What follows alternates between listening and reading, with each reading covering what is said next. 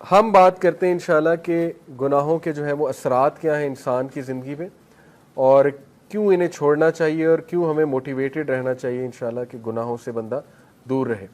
سب سے پہلی بات تو یہ سمجھ لیں، دیکھیں کہ گناہ کی نیچر ہی ایسی ہے کہ وہ آپ کو نقصان دے گا۔ یہ اس لیے نہیں ہے کہ اللہ آپ کو پنش کر رہا ہے، اللہ تو انسان کو پنش کرنا چاہتا ہی نہیں۔ قرآن میں ہے، سورہ نساء میں اللہ کہتے ہیں اللہ تمہیں پنش کر کے کیا کرے گا اگر تم اللہ کے ماننے والے اور اللہ سے استغفار کرتے ہو، اللہ کا شکر کرتے ہو۔ اصل میں تو انسان خود پنش کرتا ہے اپنے آپ کو۔ تو جس طرح ایک ریڈیو ایکٹیو مٹیریل نقصان دہ ہے، اس کے قریب آپ جائیں گے آپ کو کینسر ہو جائے گا گاما ریز کی وجہ سے، اسی طرح گناہ ہے، آپ اس کے قریب جائیں گے ہو ہی نہیں سکتا آپ کو نقصان نہ ہو، نقصان آئے گا ہی آئے گا، تو وہ ہم خود اپنا نقصان کر رہے ہیں، ٹھیک ہے۔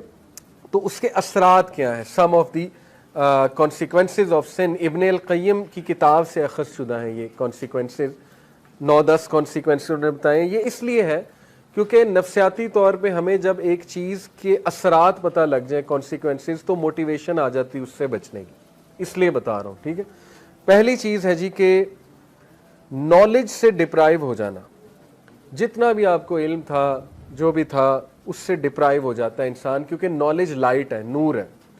گناہ جو ہے وہ نور کو لے لیتا ہے، اور یہ اکثر اسلاف جب ان کے پاس کوئی شکایت کرتا تھا آ کے کہ میری میموری ویک ہو گئی ہے، یا مجھے کچھ چیز یاد تھی، قرآن کا کچھ پورشن یاد تھا وہ بھول گیا ہے، تو وہ اکثر انہیں یہی ایڈوائز کرتے تھے کہ آپ استغفار کریں، کیونکہ گناہوں کی وجہ سے چیزیں بھول جاتی ہیں، ٹھیک ہے۔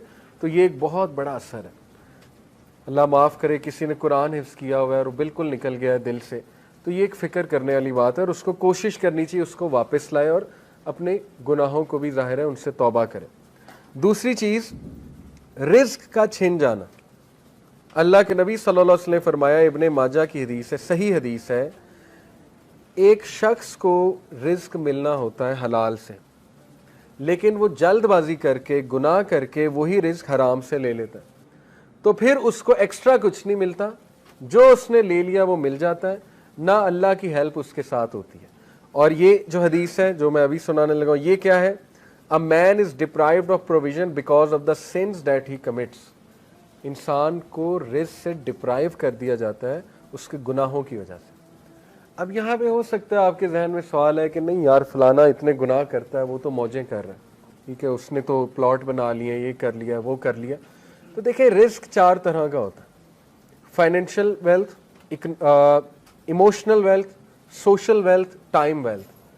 ہو سکتا ہے اس کے پاس فائنینشیل ویلتھ ہو لیکن نہ ایموشنل ویلتھ ہو۔ ایموشنل ویلتھ کیا ہے؟ ذہنی سکون، وہ بھی رزق ہے۔ غنا، ٹھیک ہے، دل میں ایک سیٹسفیکشن۔ اسی طرح ایموشنل ویلتھ میں ہے جذبات پہ کنٹرول، اینگر مینجمنٹ اچھی، اخلاق اچھا، یہ ایموشنل ویلتھ ہے۔ ہو سکتا ہے وہ بندہ اس سے محروم ہو۔ آپ نے کئی لوگ دیکھے ہیں کچھ بھی نہیں کھانے کو لیکن ذہنی سکون ہے اللہ کی طرف سے، اولاد دی اللہ نے، اولاد پل بھی رہی ہے ماشاءاللہ، اور نیک اولاد ہے، ٹھیک ہے، سب کچھ ہے۔ تو کیا یہ رزق نہیں ہے؟ بالکل ہے۔ سوشل ویلتھ اسی کو کہتے ہیں کہ آپ کی اولاد اچھی ہے، آپ کی بیوی اچھی ہے، آپ کا جو ہے وہ گھر والے اچھے ہیں، آپ کے ساتھ لوئل لوگ جمع ہو گئے، تو وہ بھی رزق ہے۔ ٹائم ویلتھ، ٹائم میں برکت، آپ کے کام جلدی ہو جاتے ہیں، ٹھیک ہے، آپ کرتے ہی وہ ہیں جو اللہ سبحانہ و تعالیٰ کو پسند ہے، یہ ٹائم میں برکت ہے۔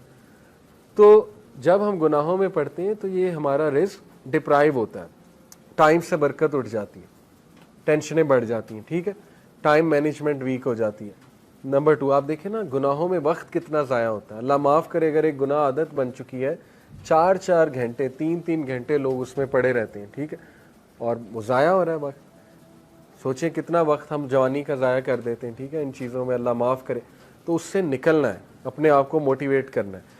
پھر آپ دیکھیں سوشل ویلتھ، ہمارے ساتھ لوگ ہی ایسے آ جائیں جو ہمیں کھانے کو تیار ہیں اور بس ان کی نظر ہماری دولت پہ ہو، تو پھر یہ کون سا رزق ہے؟ اس کا مطلب ڈپرائیو ہو رہا ہے اور گناہوں کی وجہ سے۔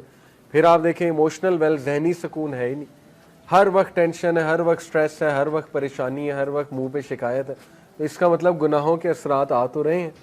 تو اس لیے گناہوں کے اثرات رزق کی تنگی سے آتے ہیں، ٹھیک ہے۔ رزق کبھی اللہ بڑھا کے دیتا ہے، کبھی گھٹا کے دیتا ہے، اوور آل رزق تو لکھا ہوا ہے، لیکن یہ اللہ کی ڈسٹریبیوشن ہے۔ اللہ اپنے بندوں کو چیک کرنے کے لیے کبھی زیادہ دے دیتا ہے اس کوانٹٹی میں سے، کبھی کم کر دیتا ہے، جب وہ دوبارہ استغفار کرتے ہیں پھر بڑھا دیتا ہے، ٹھیک ہے۔ یہ اللہ بادشاہ ہے، اللہ جیسے چاہے کر سکتا ہے۔ नंबर 3, अल्लाह और बंदे में एक ला ताल्लुकी, सेंस ऑफ एलिनेशन, जो बहुत बड़ी पनिशमेंट है, अल्लाह माफ, बल्कि सबसे सीरियस बात है ये, जब आप अल्लाह से दूर हो जाएं और एक डिस्टेंस फील करें और एलोन फील करें।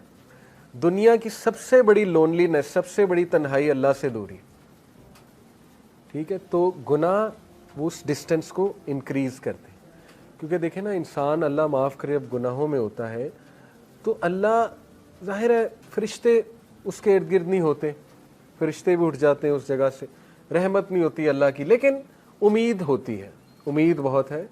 अल्लाह गुनाहगारों को ही माफ़ करते हैं, ऑब्वियस सी बात है। अल्लाह ज़रूर होते हैं बंदे की तरफ मोहब्बत से देख भी रहे होते हैं, चाहते हैं बंदा निकल आए और बंदा जो है मुझसे दुआ करे, मुझे पुकारे, लेकिन गुनाहों की वजह से आहिस्ता आहिस्ता ये रिलेशन वीक होता जाता है।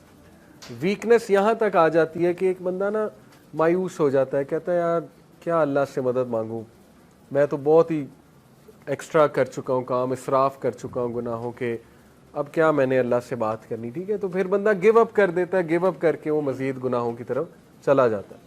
इसलिए इस डिस्टेंस को कम करने के लिए इस्तग़फ़ार, गुनाहों से तौबा करना, गुनाहों को छोड़ना, ताकि आप अल्लाह के करीब आ जाएं और उस रिलेशन को एंजॉय करें। खालिक के साथ जो रिलेशन है ना, वो सबसे खूबसूरत, सबसे हेल्दी रिलेशन है, सबसे ब्यूटीफुल रिलेशन है, और इंसान खुश हो जाता है खालिक के साथ रिलेशन स्ट्रॉन्ग करके, ठीक है। ये चौथी चीज़, things become difficult for him so that he does not turn his attention towards any matter but he finds the way blocked or he finds it difficult। काम मुश्किल होना शुरू हो जाते हैं गुनाहों की वजह से। मैंने जैसे कहा रिस्क में तंगी आ जाती, इस तरह कामों में भी मुश्किलात आना शुरू हो जाती हैं। अच्छा खासा काम कोई था, होने लगा था, एकदम मुश्किल बन गया, रुकावट आ गई, ठीक है। तो इस मौके पे बंदे को इस्तग़फ़ार बढ़ाना चाहिए, अपने गुनाहों की तौबा करनी चाहिए इस मौके पे, ठीक है, ताकि वो अटका हुआ काम जो अल्लाह की रहमत से वो ठीक हो जाए।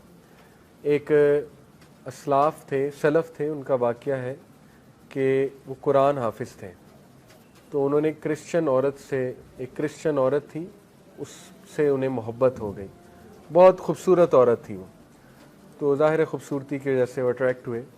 उस क्रिश्चियन औरत ने उनके सामने शर्त ये रखी कि तुम इस्लाम छोड़ दो, इस्लाम छोड़कर जो है ना वो फिर तुम मुझे पालोगे। तो वो जो सलफ़ थे उन्होंने बात मान ली, अल्लाह माफ़ करे, ही left Islam for the sake of women, उससे इम्प्रेस हो गए।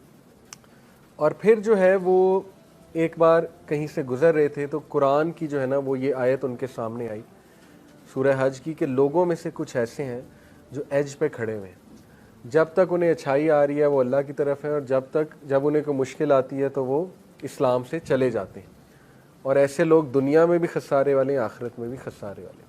तो वो इतना रोए ये आयत सुन के कि अल्लाह ने मुझे मैसेज दे दिया है, उन्होंने तौबा की और वापस आए। तो मैं आपको बताने का मकसद ये कि कई असलाफ आपको नज़र आएंगे जो बाद में मुहद्दिस बने, बड़े बड़े टीचर्स बने, दीनदार लोग बने, उन बहुत डार्कनेस में थे, बहुत ज़्यादा। जैसे अब्दुल्ला बिन मसलम का वाक़या है, इमाम बुखारी के टीचर, शराबी थे, शराब छूटती ही नहीं थी, ठीक है। शराब के नशे में धुत थे। एक दिन इमाम शाबी अश-शाबी आए, जो कि उस दौर के बहुत बड़े मुहद्दिस थे, गधे पे सवार थे वो, क्योंकि रसूलुल्लाह की सुन्नत है, गधे पे रसूलुल्लाह ने सफ़र किया हुआ है। उन्होंने बड़ा मजाक उड़ाया, अब्दुल्ला बिन मसलम ने शराब के नशे में धुत बेशर्मी से उनके सामने गए, कहते हैं भाई कौन हो तुम लोग, तुम्हारे इर्द गिर्द जमा हो रहे हैं, किधर से आए हो। इमाम अश-शाबी ने कहा जी मैं मुहद्दिस हूँ। उन्होंने कहा जी मुहद्दिस क्या होता है। इमाम अश-शाबी ने कहा मुहद्दिस होता है जो हदीस सुनाता है। तो उन्होंने बेशर्मी से कहा अच्छा मुझे भी सुना, देखते हैं मुझ पे कितनी असर करती है। शराब के नशे में धुत थे तो उन्होंने हदीस सुनाई कि नबी अकरम सल्लल्लाहु अलैहि वसल्लम ने कहा जब तू शर्म ना कर तो जो चाहे कर। आप देखेंगे कितने ज़हीन थे कि वही मौका था, वो बेशर्मी से आया था ना। अल्लाह के नबी ने कहा ठीक है, ये इस तरह है जैसे एक बाप बेटे को नहीं कहता जा फिर जो करना कर। तो देखें वो हदीस ऐसा उनके ऊपर गिरी पहाड़ बन के। उन्होंने कहा कि मैं उसी वक्त बस तौबा की, इरादा किया कि अल्लाह मैं इतना बेशर्म हो गया हूँ। और माशाल्लाह आप देखें वो अब्दुल्ला बिन मसलम इमाम बुखारी के उस्ताद, ठीक है, हदीस के हवाले।